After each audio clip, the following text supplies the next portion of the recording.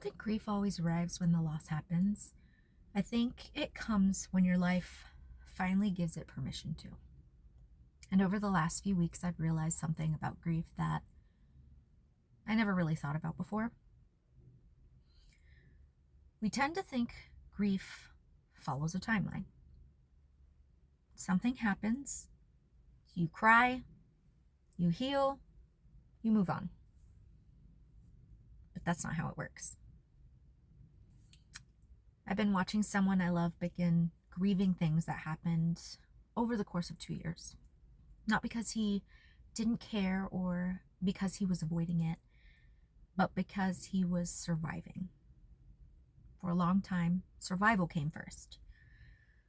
During that time, he lost his marriage. We lost our mom. He lost everyday moments with his children.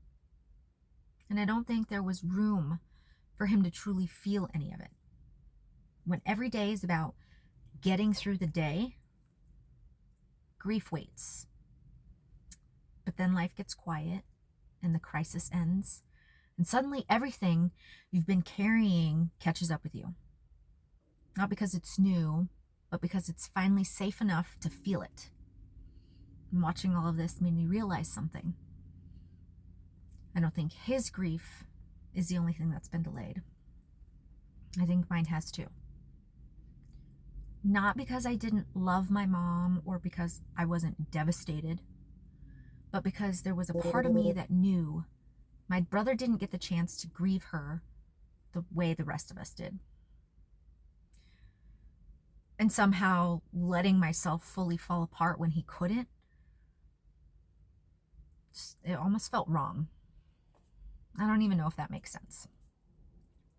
But looking back, I think I worried more about the grief he wasn't allowed to have than the grief I was trying to carry myself. Maybe my concern for him became one of the ways I coped with losing my mom.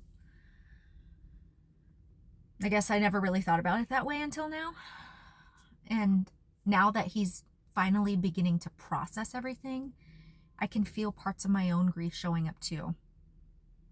It's almost like we both pressed pause, just for different reasons.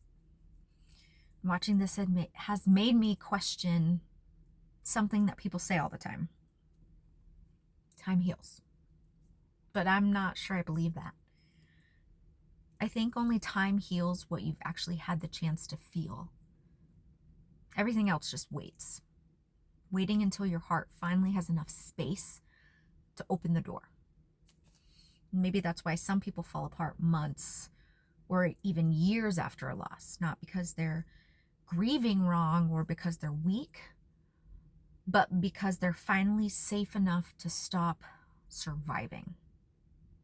Maybe we've been asking the wrong question. Instead of asking, how long ago did it happen? We should probably ask, when did you finally have the chance to grieve it? Have you ever realized your grief wasn't really gone? It was just waiting? Thanks for listening.